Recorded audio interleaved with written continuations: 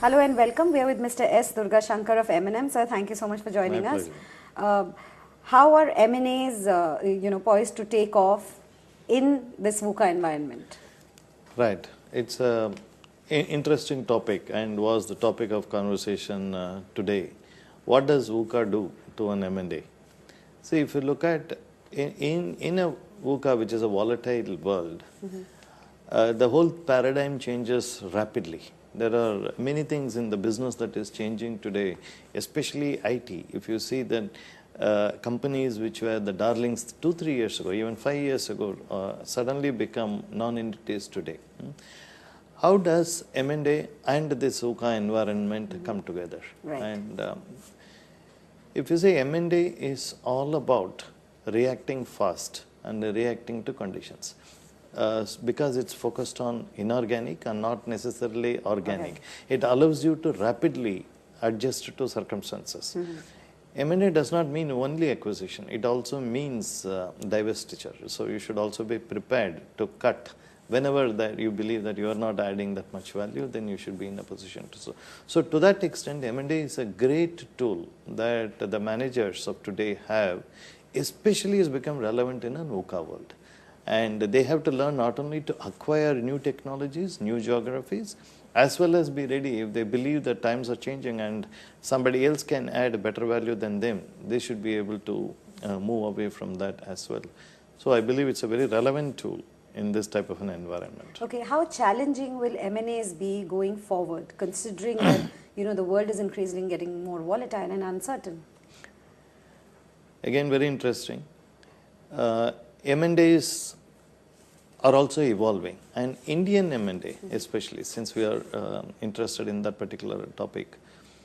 If you see, India about 15 years ago, if you look at the M&A scenarios 15 years ago, you would see that more of developed nations acquiring assets in developing or underdeveloped nations.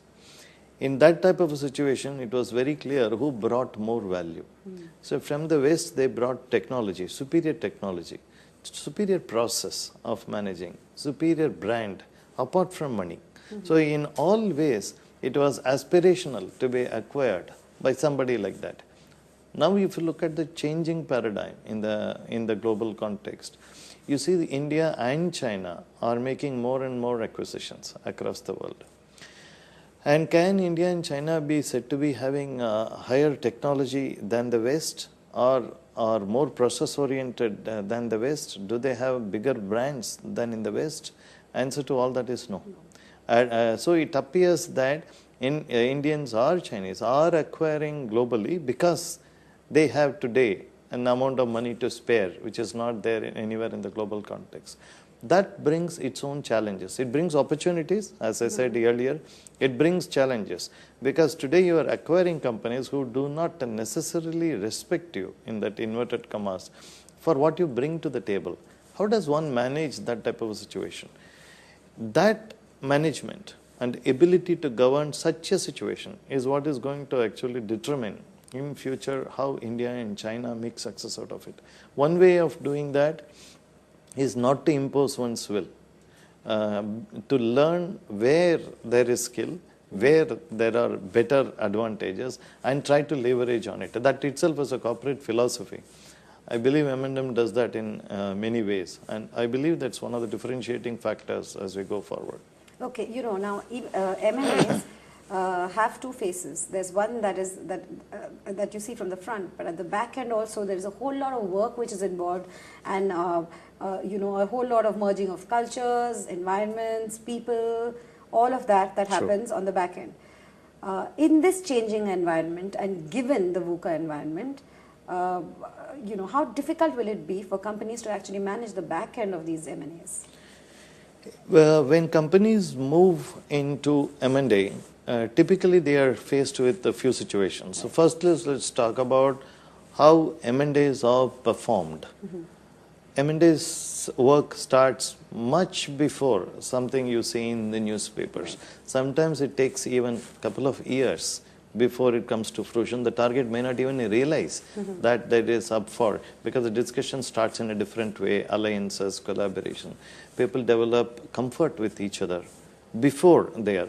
In that process, there are also quite a bit of things that needs to be kept in mind, and many deals have fallen because of the particular aspect. The counterparty may be thinking that he is having a joint venture. The proposal is for a joint venture. Somebody else may be thinking that it's an acquisition. So that's diametrically different shift. So if somebody focuses on joint value creation, mutual respect for what we both the parties have, then you would see that M&A success rates are that much more. This is one part of it. Second part of it, M&A is a costly process. Even today, it's a very costly process. Right. Not all can engage in it, especially if they require investment bankers' support, due diligence support. Internationally, it's at least 2 to 3 times costlier than what you would find in India and the other equivalent countries. So it's a challenge for mid-sector companies in order to graduate to that level and learn that.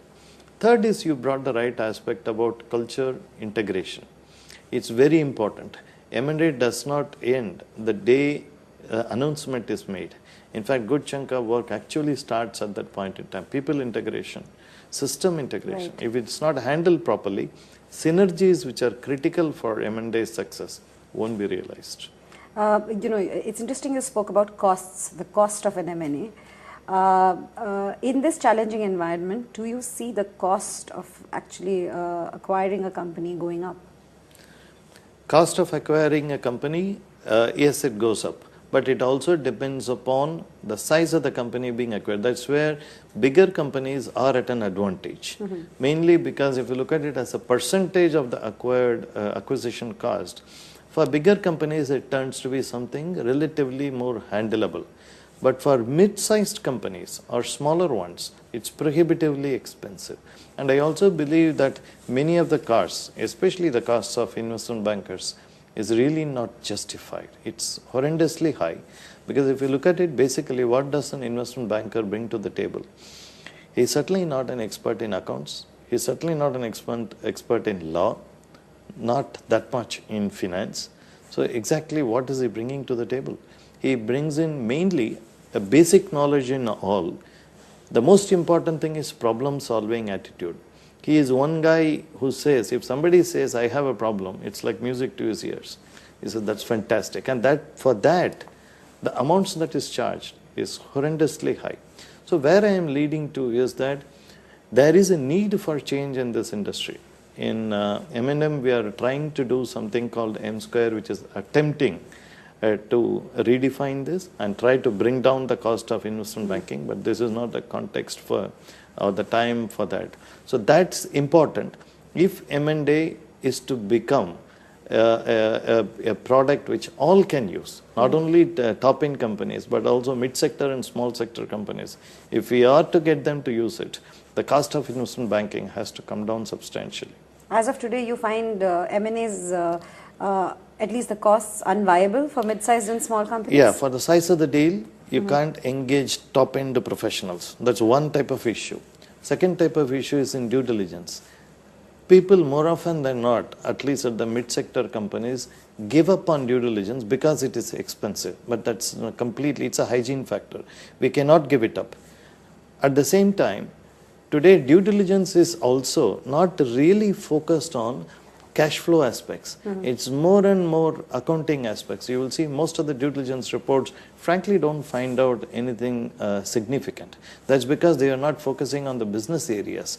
So there is a need for the acquirer also to be conscious of the fact and drive the due diligence in a way that's most productive to him. If they do that both together, then it becomes much more viable. Otherwise, for mid-size, small-size deals, cost of acquisition is relatively much higher. So in your view, going forward, M&As and the way Indian companies handle M&As will change. It's not an option. It must happen. It should change, and hopefully will be part of the change. All right, sir. Thank you so much. Thank you very much.